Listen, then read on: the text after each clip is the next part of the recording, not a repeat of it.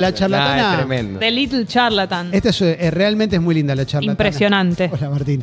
llegó Martín con... Mira, como esto es todo informal, me voy a levantar para saludarte. Está Pero pase, completamente maestro, lo estábamos seco. esperando. Está completamente seco. No lo puedo creer. Capo. Llegó Martín Coban y se está acomodando. Nosotros también nos estamos adaptando al formato, ya te lo aviso. Para nosotros es radio, pero es stream, todo se ve, todo estamos al aire. Sí, la radio, bueno, lo inventó Badía, imagen de radio lo hacía Badía. Es verdad.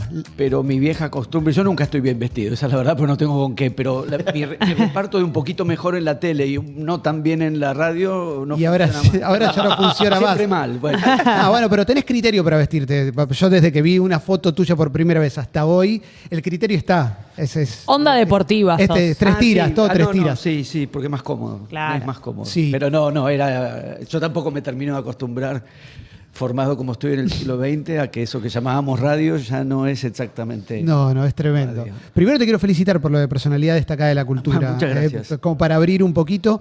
Y después, ¿sabes? Lo otro que te quiero preguntar es, ¿cómo te sentís en este rol que te estamos adjudicando todos? No porque vos lo hayas buscado, pero como que ya no te llamamos solamente cuando presentas un libro. Ya te llamamos para hablar en general de un montón de cuestiones, porque sabemos cómo pensás, porque leemos tus notas de opinión.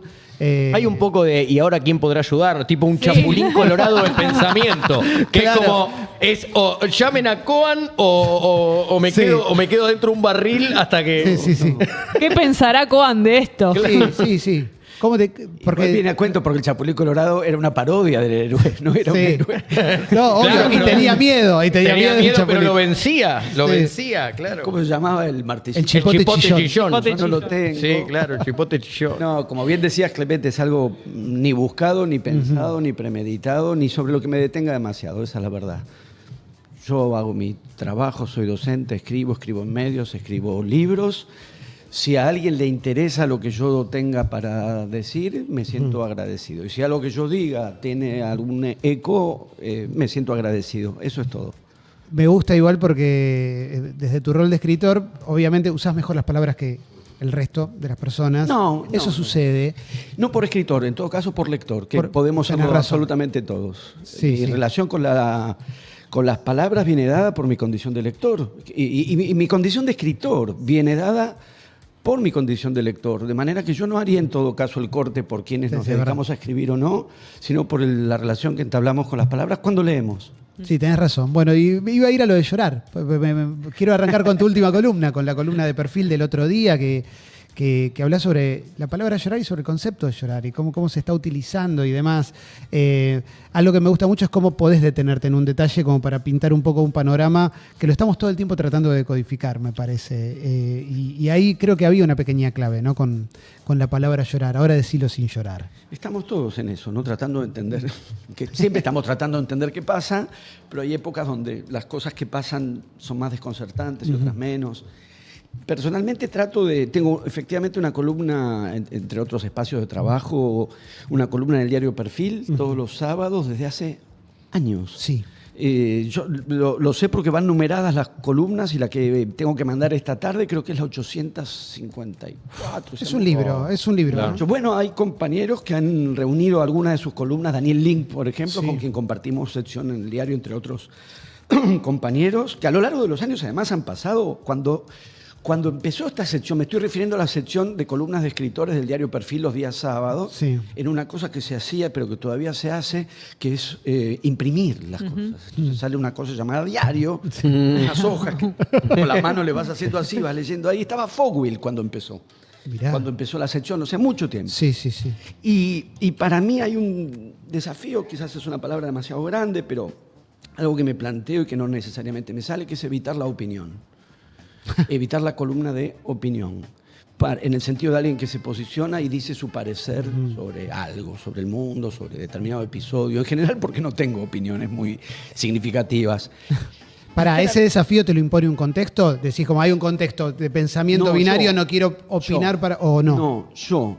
En relación a el modo en que uno se forma y se piensa, que no es, digamos, especularmente, no es uno consigo mismo, sino en relación a a otros y las personas que uno admira, o las personas en las que uno se fija porque son referentes de alguna manera, que es, sobre todo cuando yo era joven, pero no solamente, ahora que estoy viejo también. ¿Cuál es el tipo de perfil de intervención de parte de otros que te interesa? ¿Cómo lo hacen? ¿Qué es lo que hacen o qué es lo que no hacen? Y yo personalmente busco, lo del llorar sería un ejemplo, por eso estoy pensando en esta dirección, que es que mi práctica más específica, como lo que soy, que es crítico literario, soy profesor de literatura, soy crítico literario. La crítica literaria es una práctica de revisión y de reflexión sobre las representaciones, las narraciones, el lenguaje, las palabras. Tratar de detectar a través de las palabras, que es para lo que creo que puedo tener cierta pericia, o por lo menos me dedico a eso. Llegado el caso, me dedico con poca pericia. Qué pero me humilde dedico a es, eso. qué humilde No, es. bueno, porque a veces sale mejor o peor, eso lo dirán los demás, no yo. Pero la idea de que algunas cosas puedan estar inscritas en las palabras y en el lenguaje. Entonces, tratar de detectar eso y a partir de eso, en todo caso, abrir un análisis, una reflexión que ya no es exactamente una opinión, porque estás apoyándote en una expresión concreta, un objeto concreto. ¿Qué está pasando con las palabras? Puede ser una punta de hilo donde empezar a tirar para tratar de ver algunas cosas que están pasando. Entonces empiezan a aparecer, por ejemplo, en qué momento o de qué manera, no habrá sido un momento, un espectro de intervenciones o de intercambios verbales a los que llamábamos discutir, cuestionar, criticar, se empezaron a definir todas como pegar. Sí. Pegar. Cuando vos decías, le discutió, polemizó, intercambió, criticó, objetó, pegar. Le pegó a tal, le pegó a tal. Es el momento que uno empieza a decir, ¿por qué todo esto que pensábamos o veníamos pensando como, incluso formas categóricas, enérgicas, drásticas de intercambio verbal, empiezan a ser metaforizadas en términos de agresión física? Bueno, porque se estaba desplazando, y no ha dejado de desplazarse, hacia un imaginario, un registro que evoca la agresión física. Me pasó lo mismo con la palabra llorar. En el momento en que alguien critica, cuestiona, responde, replica, digamos, la palabra en lo que se subsume todo eso es llorar. Y empecé a pensar, pero acá no había nadie llorando, había alguien contestando. Acá había alguien reclamando, planteando un reclamo, no estaba llorando, estaba planteando un reclamo. ¿Cómo y por qué todo eso empieza a englobarse en la palabra llorar? Y ahí eso es lo que empecé a pensar y lo que escribí en la columna, que es, porque a veces sí se llora, ¿no? Y hay gente que está sufriendo y llora. Sí. Pero eso dice menos, digamos, que se le llame a todo llorar. Y uno dice, llora que tal cosa. Incluso a veces no funciona bien semánticamente. ¿Cómo llora qué? ¿Llora por qué? Porque llora que lo lean, llora que le contesten, llora que le... ¿Qué es ese llora? Y empecé a pensar que, más que la condición de que alguien llore o no llore, es la necesidad que tiene el que usa la palabra de suponer o imaginar que el otro está llorando. Es decir, que el otro está sufriendo. ¿Y por qué necesita pensar o suponer o imaginar que el otro está llorando, es decir, está sufriendo? Porque le da placer pensar que el otro sufre, porque lo disfruta. Es como un chiva muy infantil, ¿no? Cuando vos que sos tan futbolero, digo, es el que está ganando 4-0 y te carga o no te carga. Claro, llorás por el árbitro, ¿no? Claro, ¿no? Y te digo, mirá, Sí. es como el regodeo con que te estoy ganando y ya. Sí. Eso es más importante que el resultado en sí. Que al mismo tiempo no o es que el debate. Claro, pero viste que ahí tampoco, porque yo lo pensé en el fútbol también, en un momento en la columna pongo lo de llorar, porque hay cantos de cancha con llorar. Sí. Pero supongamos, ya que nos desplazamos al terreno del fútbol, porque también se puede verificar ahí, cuando Juntas le reclamaba a un árbitro, no estaba llorando. No. Incluso lo contrario. Sí. Entonces, ¿qué es este imaginario generalizado de lacrimosidad? ¿No será, ¿Por qué surge? ¿No tiene que ver con la relación de poder ahí también? Pensando en cómo se narra esta época y las palabras que estamos utilizando para que la época se narre. En las discusiones, el que no tiene poder hoy es el que llora. El que no está en el poder es el que llora. Sí, hoy, ¿no? sí. Y el que tiene el poder es el que pega. Y el que tiene el el que poder humilla. necesita pensar que el otro está llorando. Sí. O sea, que el otro está sufriendo. ¿Y por qué? Ni siquiera es de hacerlo llorar, que también. Es suponer que si el otro le contesta, le discute, lo cuestiona, le reclama, lo que está haciendo es llorar. Y yo lo relaciono con eso, con el modo en que alguien que efectivamente ocupa un lugar de poder y ejerce ese poder, se regocija pensando que el objeto de su poder sufre. El fútbol es distinto y la cargada del fútbol es distinta. Y yo no sé si es exactamente llorar que es cuando D'Alessandro te mostraba la pelota. Sí. Ahí no había llanto, digamos. D'Alessandro, digo, porque un jugador, Sí. voy a reconocer que Era bueno. Bueno. Hacía la boba. Sí, bueno, que justamente lo sacó Gallardo y terminó perdiendo 4-2. Así que Gallardo tan bueno no será. Estaba pisando la pelota, le estaba soltando un poquito adelante, nos estaba haciendo todo eso, Gallardo lo sacó, terminó perdiendo 4-2. Me fascina la capacidad de conversión que tenés el académico al termo. No, claro, en un claro. segundo. Es un interruptor. Es un termo bien hablado, es un termo bien hablado. Sería como básicamente un termo que a veces tiene que dar clase a la facultad. Es como que el pensador se pone en modo avión. No, pero digo, porque ahí hay otra dimensión. Me parece que se juega de otro modo, aunque cantamos en la cancha, los días de lluvia, Sí, todo, está la idea del llanto. Pero en ese ejemplo no está. Que yo te gasto y yo me enojo. Que va un pasucci y a justicia. Va Sí. un grupo viesa, castiga. Sí. No hay llanto ahí. Hay uno que va ganando y sobra, hay uno, Centurión. Hay uno que va ganando y te carga en el juego, ahí estamos diciendo el juego, ¿no? La pisa, tira caños que no hace falta. El debate que se suele dar entre los periodistas deportivos, que si eso se corresponde o no, y uno Sí. dice, sí, ¿por qué no le va a tirar un caño? Para mí corresponde. Para mí también, los famosos códigos. Y el del código para mí está también que el otro. Sí, Claro, obvio, sí, sí, obvio, claro. por supuesto. Ya que no estamos en radio, puedo resolverlo gestualmente. Sí, claro, obvio. Digamos, ¿no? Es lo más rico, Obvio, por es lo más supuesto. rico. Que es una cosa hermosa de las tantas que ha dicho de Riquelme y el caño más extraordinario con de la historia Yepes, del mundo. que fue Yepes no le leal, pegó. que fue leal. Que es que Yepes no le pega. Porque es casi un reflejo instintivo. Te comes un caño y pegás. Sí. Y Yepes no lo hizo. Y el modo en que Yepes mismo gira y noblemente sigue la jugada hace a la belleza de esa jugada. Pero insisto, ahí hay uno que sobró y que cargó. Y hay uno que reacciona o no reacciona intempestivamente, no llanto. Sí, pero- Acá aparece la idea de llanto, de que el otro llora. Pero en esta época se me ocurre algo que podríamos extrapolar. Llevémoslo a terreno AFA yo soy independiente. Cuando. ¿Estás agradeciendo por Tevez? De nada. No tengo tanto para agradecer tampoco. Tampoco tengo tanto para agradecer. Pero sí el partido contra Barracas, que tendría que haber expulsado a uno que le pega a Marcón en una patada, que después termina siendo gravitante en el resultado del partido, casi tanto como el árbitro, cuando va Lazo, el defensor de Independiente, a pelear con Dóvalo, o Dóvalo, o Róbalo, como quieras decirle, decía, Lazo, yo te conozco a vos, como, no me lloré, viste, como... Encuentro el paralelo entre la institución con poder y el que se ve damnificado por la institución con poder, más que por algo que puede suceder en igualdad de condiciones. Me parece que hay una asimetría Sin dudas. que se vale del mismo lenguaje. Sin dudas. Partimos de esa base, ¿no? Son efectivamente relaciones de poder y lo que estamos revisando, tratando de pensar, son prácticas de poder y modos de ejercicio del poder. El poder no funciona siempre igual, ni se pone en práctica siempre igual, ni se ejerce siempre de la misma manera. ¿Qué pasa con un poder que se supone que llorás?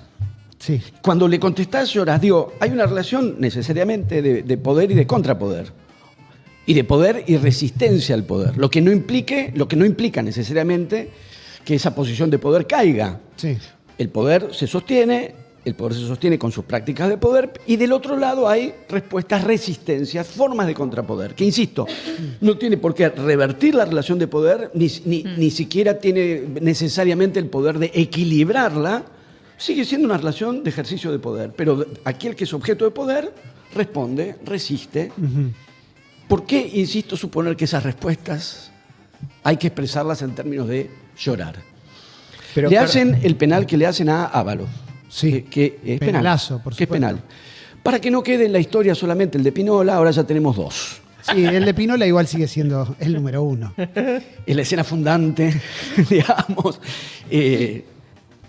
Cuando un jugador, yo ahí diría al revés, faltó protesta ahí, no llanto. Sí, faltó protesta. Faltó protesta, como le faltó protesta a Holland aquella vez. Pero te falta protesta. Si te dan el penal es protesta, si no te lo dan es llanto. No hay llanto si alguien llora, que eventualmente si alguien llora, como decía Moria Casani, y estaríamos hasta una escena de llanto, no digo que eso no exista. Lo que me pregunto es, cuando no existe, ¿por qué se lo piensa como llanto? Y lo que tiendo a, por lo menos como hipótesis, es que, porque otra vez estamos en el orden de lo que pasa y de lo que el otro te atribuye, que es una distinción clave. ¿Qué le pasa a alguien y qué es lo que alguien le atribuye Sí. al otro, sobre todo si está en un lugar de poder. Bueno, así funcionan las agresiones en Twitter. Yo Me te temo que puteo por lo que creo que sos.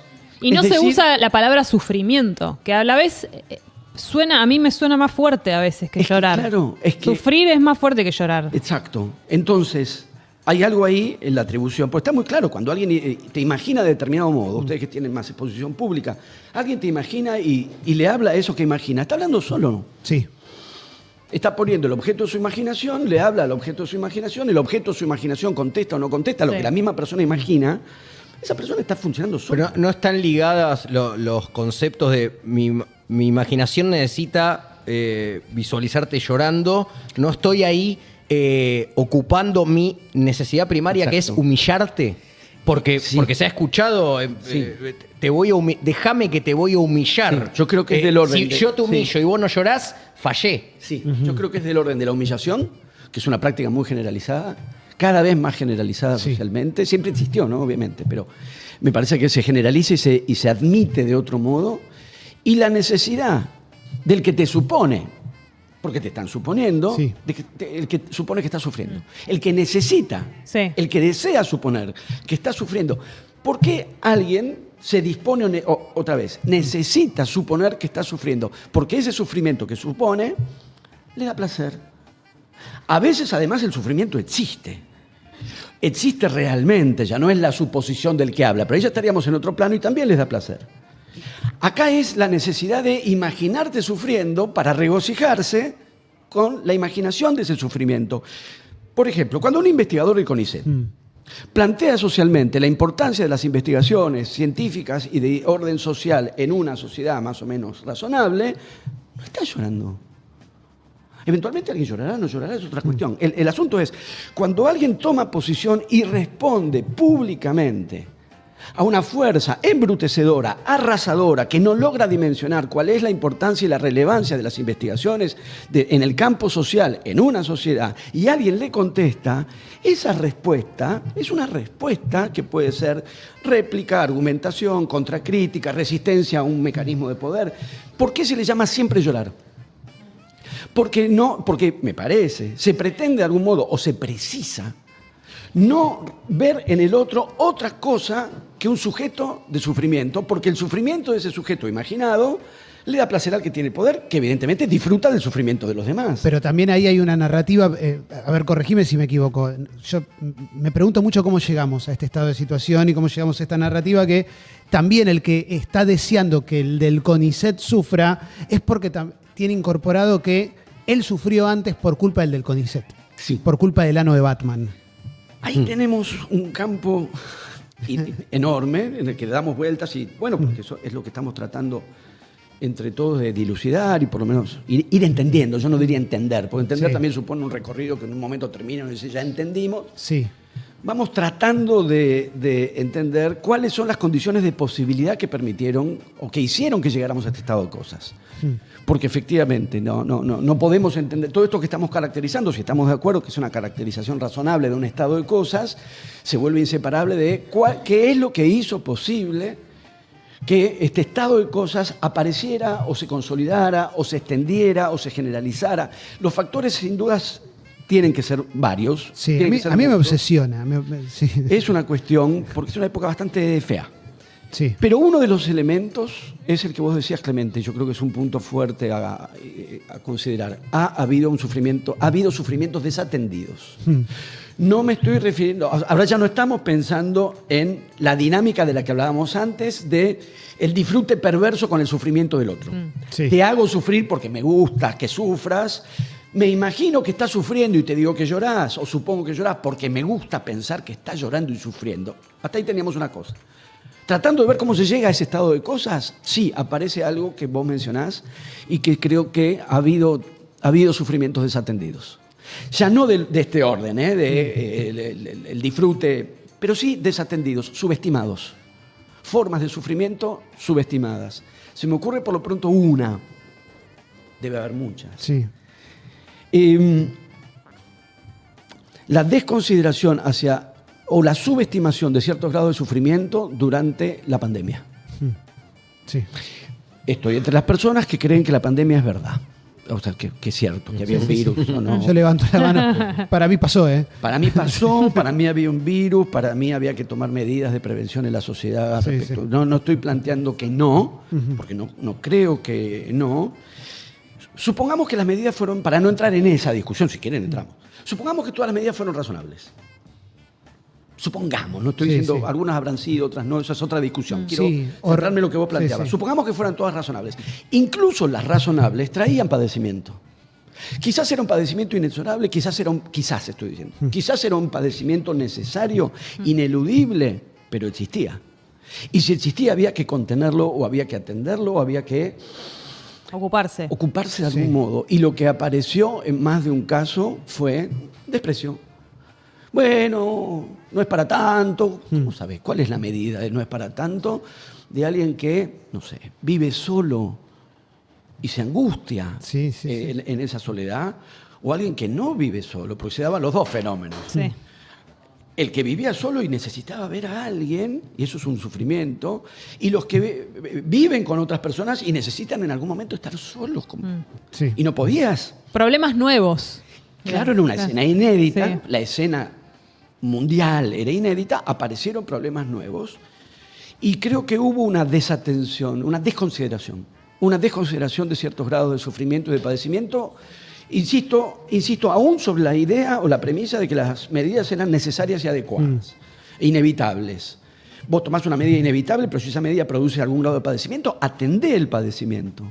Yo, honestamente, pude ir pensando mejor esa cuestión a partir de algunas intervenciones de Alexandra Coban, que Sí, sí, sí. es mi mujer. Entonces, como además conversábamos, hay cosas que yo mismo no, digo para no decir yo no advertía tampoco, porque tiendo, bueno, esto no importa. Bueno, porque ella tiene es que ver conmigo. psicóloga, ella es psicóloga. Psicoanalista, o sea que trabaja. Sí.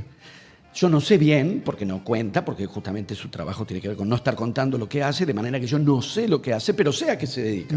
Y sé con qué trabaja en gran medida. Con el padecimiento ajeno, en términos generales. Sí. En la vida, digamos.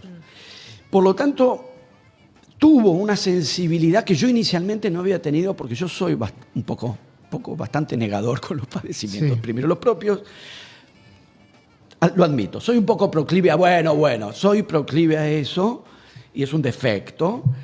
Y Que cualquiera puede tener defectos también, porque ¿Eh? pareciera que nadie puede tener defectos ahora, ¿viste? Por un yo defecto casi ya... no tengo otra cosa. Sí, no, yo tengo un menú de eso nada más. Defectos y un alfajor. de vez en Acá cuando. tenemos un menú de defectos, pero de restaurante español, esos grandes, ¿viste? Claro, Que tenés una sí. gran lista. Tengo un puñado de virtudes que se deben a mi condición de hincha de Boca, la lealtad. Tengo un puñado de virtudes que se debe a los maestros que me han formado, porque tuve la suerte de formarme en la educación pública y tener grandes maestros, y después tengo un arsenal de defectos inagotable. Pero más allá de eso, digo, para no decir, en el momento en que, en esa situación todavía presidente de la Nación, Alberto Fernández desestima la angustia, y ahora ya estamos diciendo angustia, en una conferencia de prensa desestima, la desprecia, la desmerece, la desconsidera. Sí. Insisto, no estoy diciendo había que abrir, no sé si habría que abrir, eso lo dirán los especialistas. Supongamos que no había que abrir.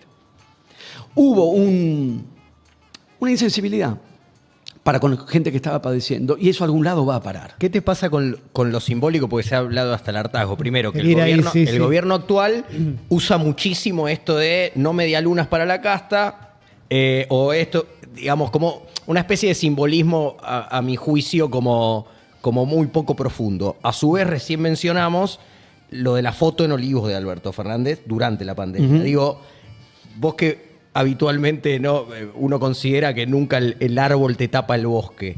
Digo, eso a vos, esa foto, para muchos fue el game over. Sí. Además de todo esto que vos estabas analizando. ¿Vos sos de observar fotos y que la foto te genere algo en el cuerpo? Sí, a veces pienso, incluso jugando con eso que hacemos, que es con las palabras, que es que el bosque no te tape el árbol. O sea, que ver la escena general no te tape la posibilidad de considerar uno por uno. Totalmente. La singularidad de una situación, la singularidad de una escena, digo, uno por uno no es un individuo necesariamente, sino la singularidad, la especificidad de un determinado problema, digo, porque a veces en el redondeo, Casta sería un buen ejemplo, Casta es un bosque, Casta es bosque.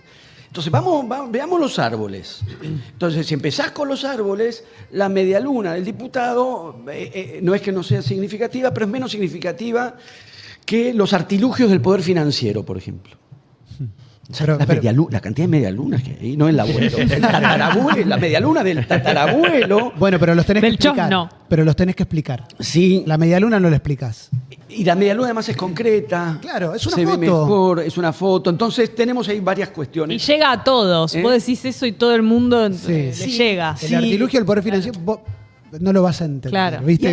Y además hay algo con... Yo no quiero comprar acciones, no imagino eso. Ahora quiero comprar medialunas. Y si Claro. no puedo comprar Claro. medialunas y alguien está comiendo ahí, es muy directo, es un atajo Exacto. espectacular. Y el rencor encuentra ahí un objeto más concreto y más propicio para que el rencor se active. Porque vos vas a la mañana al bar y te pedís la medialuna y la pagás y el otro se las traen y le traen 12. En cambio decir, yo no compro bonos de deuda, pero hay alguien que está haciendo un negoción gracias al gobierno, que es aliado de los sectores de poder, del poder financiero en el país y está gestionando para ellos. Y están haciendo un negocio con eso, que no hay cantidad de medialunas que cubran esa... Sí, pero se vuelve más, no es que sea menos real, pero se vuelve, para mí mismo, digo, no estoy diciendo yo lo entiendo y hay gente que no lo entiende. A mí también se me vuelve más difuso.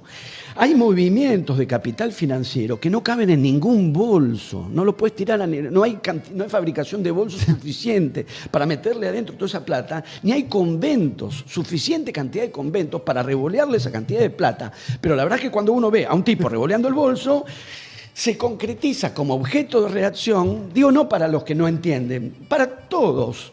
Digamos, se concretiza de un modo mucho más efectivo que tratar de pensar que hay flujos financieros de lo que pasa con la gente muy rica, que es que no toca un billete nunca y no lleva un peso encima porque no lo precisa. La foto, sí, me interesa mucho la foto. Escribí sobre esa foto para Perfil. Creo que para Perfil. No me acuerdo. No importa. Porque a la vez que me dedico a la crítica literaria también abre su campo. Hoy justo estuve, por algo que tengo que escribir, volviendo una vez más sobre Roland Barthes, que es uno de los grandes ejemplos, quizás el mejor, del modo en que una práctica de las palabras y una práctica del lenguaje anclada en principio en la literatura, se puede ampliar en primera instancia a una consideración crítica de otros objetos verbales no literarios, otras formas y prácticas del discurso no necesariamente literarios, y en un segundo o tercer movimiento la posibilidad de indagar, pensar, analizar críticamente sistemas de signos, de representaciones, que incluso no sean verbales, para el caso fotografía. Sí. Barthes tiene un libro extraordinario que se llama La cámara lúcida sobre la fotografía, pero no solo él, Sontag. Este movimiento entre crítica literaria, crítica cultural, críticas ideológicas, críticas de representaciones, habilitan, creo yo, un movimiento entre sistemas de representación donde traspasás, por ejemplo, a la fotografía. De manera que sí, yo también creo que ahí hubo un punto de quiebre, que el punto de quiebre tuvo que ver con, seguramente otra vez, con distintas variables. Una es la impunidad. El poder que se siente impune. Sí. En términos, lo digo en términos pragmáticos, si haces esa fiesta no tiene que haber fotos, porque está mal la fiesta. Sí. Desde el momento en que existió foto, de que hubo una foto, el que sacó la foto salió con vida de ese lugar, es porque se sentían muy... Sí, totalmente. Ya ni registran que no está bien eso que están haciendo. No lo registran. Entonces, sí, yo creo que también el efecto que produjo, que lo produjo también en mí por lo pronto, digo, mi reacción ante la foto fue esa, de una fiesta que además luce muy desangelada. Claro. Porque, Digamos todo. pero para esto Claro. violás Sí. para esta agarre, Si vas a ser impune, si vas a ser impune, hace un gol con la mano. Claro, A Inglaterra. claro, ¿viste? Pero suponete, hoy justo lo vi, no me acuerdo dónde, las redes, dando vueltas por las redes, vi la foto de Menem con los Rolling Stones. Sí. Ah. Que el más loco en la apariencia es Menem. Sí, claro. Y Nosotros Richard estamos... está, sí, saquito, corbata, no. No, pero camisa. Sí, camisita. Dije, no, vamos a ver a un presidente. Sí. Y él está con un traje amarillo, creo. Traje ¿no? fluo, loquísimo, que yo creo que Richard le debe haber dicho a Mick Jagger, "Che, mira este, es un volado". Hay que traerlo a la banda, Este claro. es un volado, suponete que se rompe la cuarentena. Igual está mal romper la cuarentena, Sí, sí. siempre está mal, y sos Obvio, presidente obvio. mal. Claro. Obvio. Pero lo digo chistosamente, pero creo Sí, que sí. además de todo, esa fiesta luce muy desangelada, Mm. apática, como la propia, yo diría, es también una clave del desangelamiento y la apatía de la propia gestión de gobierno. Sí, de claro, ese claro. gobierno. Que se monta en ese momento con distintas intervenciones de desprecio. Supongamos que no estamos de acuerdo supongamos, ¿no? Digo, para no llevar la Sí, discusión sí. ahí.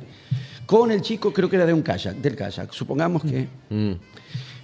Yo podría ahí aparecer un momento milleiano de Alberto Fernández, que no lo insultes públicamente. Sí. No lo insultes públicamente. Si además, presidente de la Nación, lo vas a insultar públicamente, después no puedes hacer ninguna fiesta. De ninguna manera. Entonces, sí, yo creo que es una zona, un periodo que puede haber durado más o menos según los casos. Esa es otra cuestión. También, hablando también de imaginación o de cómo nos figuramos las cosas. No sé quién vivió 2 años de encierro. Yo no creo que haya habido dos No, años de encierro. 2 años no, 2 años no. Pero más allá de eso, vamos al punto. Hubo padecimiento. Sin duda. Y hubo desconsideración para esos padecimientos. Por poner un ejemplo, no digo que sea el único, pero me parece uno especialmente nítido en la vida de todos nosotros, y hubo desconsideración para esos padecimientos. Para que abra la puerta al deseo de sufrimiento, me parece que ahí hay una clave, una de mil. Está buenísimo entrevistarte. La primera vez que te entrevistamos, que lo hicimos para el podcast, la verdad es que yo estaba medio cagado. Voy a usar las palabras correctas. Sí. Que yo decía ahí, pero viene Martín Coba, no sé, ¿viste? No sé si A mí te me acuerdas, pasó lo pero- mismo. Y ahora lo que digo es fácil. Porque Me habías confundido con otra persona. no, sos un entrevistado muy generoso y me interesa mucho también. Me voy 2 semanas atrás. Y voy a tu columna de Borges. Una columna, para aquel que no la leyó, vamos a decirlo, hablas de Borges en términos los que se hablaría actualmente. Claro. Un joven libertario, por decirlo de alguna manera. Perdón si es medio brutal como lo digo, si no buscaste exactamente ese efecto. Pero ahí hay una clave que me preocupa y que me hizo pensar no estamos solamente escribiendo este momento, sino que estamos reescribiendo el pasado y estamos reescribiendo una parte muy importante, porque así como lo ponés vos, debe haber alguien que puede decir, pero Borges fue un ñoqui 18 años en la Biblioteca Nacional. Ahí hay una parte que me empieza a preocupar también. ¿Lo considerás como, fue una ironía simplemente? ¿Fue una pintura simplemente de una época lo que escribiste? ¿O tenés una genuina preocupación también por la revisión de nuestra Yo diría, historia? fue una ironía, pero no simplemente. Digamos, pues las ironías justamente no son simples. No digo que mi texto lo fuera. Tomo el texto porque vos lo estás trayendo a colación. Sí, fue y es la necesidad de revisar y de pensar qué está pasando con ciertos imaginarios, remitiéndome a Borges, que es una figura, lógicamente, es un escritor, bueno, hace falta decirlo, quizás sí, descomunal, Sí. insuperable. Si la literatura argentina ha llegado a dar, podemos decir, tiene un clásico, es Borges. Si hay lugar de clasicidad en la literatura argentina, es Borges. Puesto por encima o más allá, fue muy resistido, políticamente, pero entonces muy resistido ideológicamente y literariamente. Todo eso parece haber transcurrido en un tiempo suficiente como para saber que el reconocimiento a Borges es hasta donde algo puede ser indiscutible. Sí. Indiscutible. Entonces me pregunté, ¿qué pasaría si tradujéramos al lenguaje de cierta ideología hoy bastante presente la vida de Borges? Por la ideología hoy bastante presente me refiero a la ideología que desprecia intrínsecamente la función pública y el trabajo en empleos públicos y el trabajo y la dedicación en los espacios públicos que Borges ocupó abundantemente. Digo entre paréntesis, pero es un paréntesis largo quizás, porque me encontré con que en muchos casos no se advertía la ironía y hay lectores que supusieron que yo estaba escribiendo contra Borges. O sea, te contestaron en serio. Contestaron en serio muy agresivamente en defensa de Borges, lo cual me preocupó en otro plano. Bueno, en el nivel de lectocomprensión, ¿no? Porque ya es una parte... Yo me dedico a eso, o sea, me preocupó Sí. hacia mí mismo, ¿no? En el sentido de yo soy docente, he trabajado en la escuela media hace años, pero trabajo también formando docentes de escuela media y a veces digo, hay que volver a dar Don Quijote de la Mancha en cuarto año del secundario. Es denso y bueno, Sí. que lean un libro. Es difícil y bueno, claro, leamos un texto difícil porque hay un problema con la parodia, evidentemente. Sí. Y, bueno, no es del todo ajeno la idea de la opinión. No estoy en contra de quien quiera dar opiniones. Pero todo texto empieza a leerse como si se tratara de alguien que toma la palabra para decir lo que opina. Sí. Todo texto. Sí, sí, sí. Algunos son así y otros no son así. Pienso en las ficciones también. Recuperar la premisa que se da en colegios secundarios. Yo sé que se da en colegios secundarios la distinción entre autor y narrador. Se da la tendencia a suponer que lo que dice el narrador en un texto de ficción corresponde a lo que piensa o sostiene el autor, reaparece con una insistencia preocupante. En los últimos tiempos se llevó al cine también, ¿no? Porque en tal película dijo tal cosa, o pasó mucho con comediantes también. Claro, y a veces lo dice un personaje y un autor puede no estar de acuerdo con lo que dice su propio personaje porque cuando un autor construye un personaje no lo construye necesariamente para que diga lo que él piensa. No, ¿y cómo creas un hijo de puta si no? Claro. exactamente. ¿Cómo hace para escribir un hijo de puta? Exactamente, quedaría solo en manos de los escritores hijos de puta que hay. Igual. Abundan. Pero ahí no habría parodia. Casi que son todos.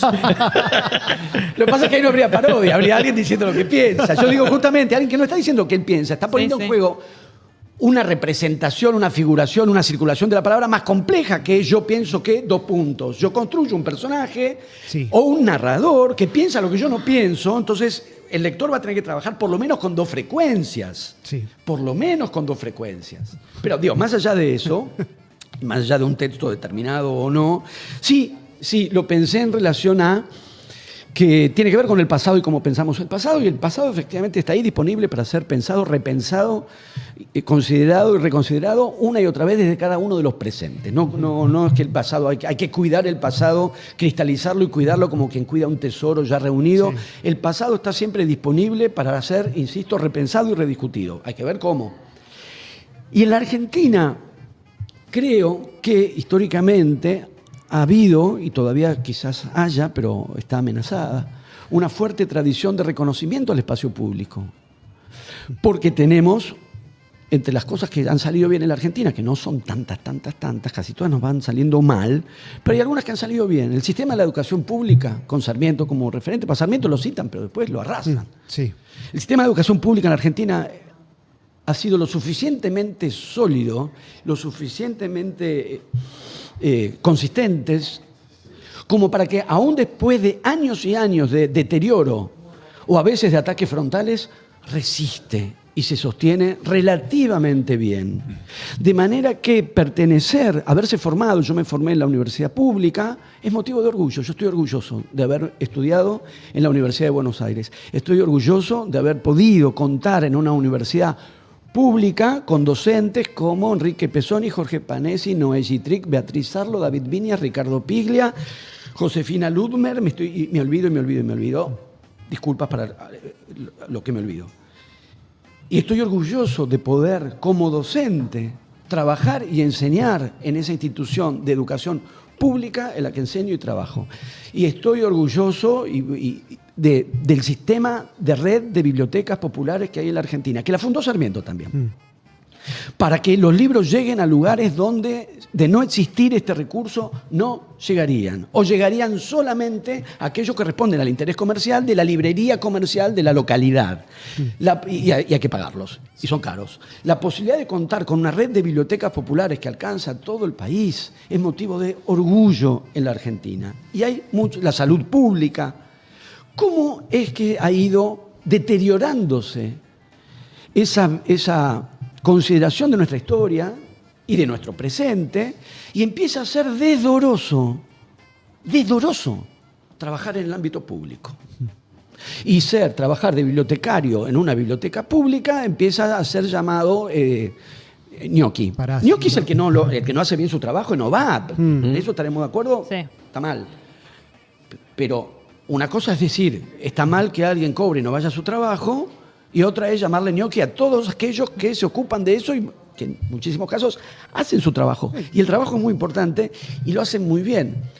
Si todo tipo de gestión de política cultural, todas, se empiezan a llamar tongos, no que haya tongos en su interior, eso hay que revisarlo y quitarlo. Sí. No, todo tipo de política cultural pública se llama tongo y toda posibilidad de que alguien cuente, un artista que además si cuenta por eso porque ganó un concurso, se presentó y lo eligieron, un jurado lo eligió, digo, no sale por sorteo, tanto que se habla de mérito.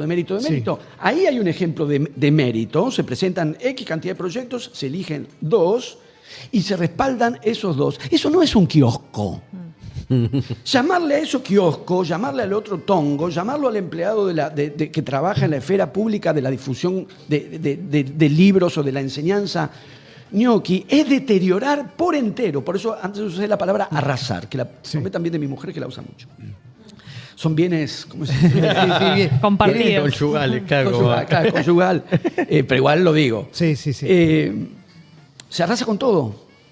E insisto en que se ha instalado fuertemente, o se está instalando fuertemente, un desmerecimiento intrínseco para con el trabajo en políticas culturales o trabajo en el ámbito estatal. Ahí es donde pensé en Borges, que hizo muchísimas cosas, pero claro, pero es alguien cuya vida admite ser contada bajo esa lógica atroz, da como resultado, vivió un premio nacional, o sea, escribió un libro en 1940, claro, ese libro era, no sé, el Aleph o Tenía un par de temas buenos. Un librito. No estaba mal. Un fanzine. Pero la discusión, en los términos que se da, no es discutiendo por qué tal texto recibe tal premio, porque los textos no los leen. Por eso es muy bueno ir a un ejemplo paradigmático, Ficciones de Borges. Por lo que obtiene el premio nacional, recibe un dinero del Estado, recibe un dinero público, que convendría recuperar la idea de que como en las sociedades, una sociedad no es una sumatoria de individuos, un espacio donde hay zonas de lo personal, de lo individual, y hay zonas de lo compartido y de lo común, hay aspectos públicos. Y esa dimensión, esos aspectos públicos, no es la sumatoria de nuestras individualidades, es otra instancia de lo que compartimos. Y para atender a ese espacio y a esas prácticas, a esos ámbitos de lo que, como somos una sociedad, compartimos, se reúnen ciertos fondos públicos que permiten sostener esas instancias que toda sociedad tiene del espacio de lo público, de lo compartido. No son los fideos de los niños del Chaco, a los que usan cruelmente y perversamente, como cualquiera puede usar a alguien a que, si en el fondo no te importan, entonces los usás. Los usás retóricamente, lo podríamos decir al revés. Si te importaran de veras, no lo usarías para chicanear. No los usarías retóricamente para la gastada. Fondos públicos para sostener políticas culturales y, por ejemplo, Borges obtuvo el Premio Nacional de Literatura. Yo le daría. Pero con la mía. Lo pagaste vos. Lo pagaste vos ese premio. Borges con la mía. ¿Viste? Es un tongo porque yo no puedo, mis impuestos van para otra cosa. Ahí también ha habido un movimiento, junto con el deterioro de lo que decimos, de la validación o de la legitimación histórica en la Argentina, de lo público y de la educación pública, o de la enseñanza o las bibliotecas públicas, que son extraordinarias y han sido siempre muy importantes en este país. Las están destrozando. También ha habido este movimiento por el cual, en vez de pensar en fondos públicos, ha habido una privatización retórica, o sea, en el lenguaje de la noción de fondos públicos, que es privatización, lo volvés a pensar como privados. Entonces, esos no son fondos públicos para solventar políticas culturales. Soy yo que te pago a vos. Sí, es un acuerdo entre privados. Vos estás usando la mía. Con lo cual, otra vez, ¿por qué alguien encuentra regocijo en expresar esos términos? Porque se constituye en algo, para mí no deseable, pero para otros evidentemente sí, de ser patrones. Porque entonces yo soy tu patrón, vos sos mi empleado. Y vos sos mi empleado. Es una manera muy sencilla de ser patrón. Con un simple monotributo. Alguien decía, pero vos pagás el fútbol para todos, pagás la red de bibliotecas populares, pagás el programa satelital argentino. ¿Cuánto ganás? Claro, que todo se imagina con el CBU de Messi, ¿viste? Estoy harto de mantener. Vamos, de mantenerte. No, pero no, es más bien el disfrute de alguien que se regocija, hablando de lugares de poder, decir yo soy el patrón. Se usa mucho domar también. La Es una domí. palabra que en este momento... Así es, también Sí. es una palabra a indagar. Exactamente. Está llegando Flor Halfon, que ya viene para Elijo Creer, su programa. Quería por lo menos darle la bienvenida porque esto es como muy lindo. Y ya vamos a... Sí. Lo que pasa es que no comparto mesa con termo. Ya trajiste me gusta uno, para- trajiste uno. ¿Cuántos hay acá? ¿Cuántos hay en No, esta pero mesa? termo bostero no. Aparte te identificó inmediatamente, hizo ya el gesto... Sí, como que quería ser presidente. Hemos tenido, Vamos y debatimos. ya hemos Nos tenido peleamos. este intercambio. Bien. Una vez en una conferencia hice una consideración general sobre el tema y me di cuenta de qué cuadro era por los gestos que hacía en El primera tipo fila. estaba hablando, empezó a... El tipo soy yo. Porque le dijeron que eligiera, me acuerdo perfectamente, le pidieron que eligiera un gol de la historia y le dijeron no, en realidad dijeron a la mesa, no de River, no de Boca, como diciendo, hagamos que la gente... Y Sí. el tipo empezó a contar un gol de Boca a River. Pero por favor, le digo... ¿Cuál era? Maradona haciendo gatear a Filiol. Exactamente. Un Un hincha independiente. Un hincha independiente. Bueno, lo pero, identifica pero mirá cómo se me de cae la inmediato. silla. Te derretiste de la emoción. Sí, Y una- eso era otro fútbol. Era otro Claro, fútbol. claro. Y en ese momento advertí que una amabilísima concurrente a la conferencia en fila 1 lloraba. Pero de verdad. Enojadísimo. Martín, gracias por haber venido a charlar. Obviamente que quedó cortísimo y eso es lo lindo porque nos da motivos para invitarte, quédate tranquilo de acá un tiempito. En otra lluvia, otro día de lluvia. ¿Cómo no? Muchas Gracias, a Martín. ustedes. Gracias, Flor, por la paciencia. No sé si nos pasamos. ¡No! Por favor. En punto, estamos en punto. Justito. Bueno, Está bárbaro. nos quedamos con Elijo Creer, entonces. Hoy sí, paraguas todo. Sí. Igual que ayer. No. Hoy Por me las empapé. dudas. Vine con todo, pero me empapé, Jugó pero a un Mbappé. nivel... No sí, alcanza nada hoy. Terrible. Aparte soy croquero, uso crocs. ¿Cómo? Vine caminando, caminé 10 cuadras con las crocs. Asaltó un enfermero. No entiendo. O sea, calzado agujereado trajiste. Porque total se va a mojar, Pero dice. no te puedo creer. Es su... Pero te Claro, vas a- si te total vas me a voy a empapar. resfriar. Mira que Ser adulto es poder comprarte todos los jimis que quieras y ponerte el calzado que quieras. No estoy en cuanto tengas un lado. Bueno, Pequeñito, cada vez gracias más. Marco Arauz.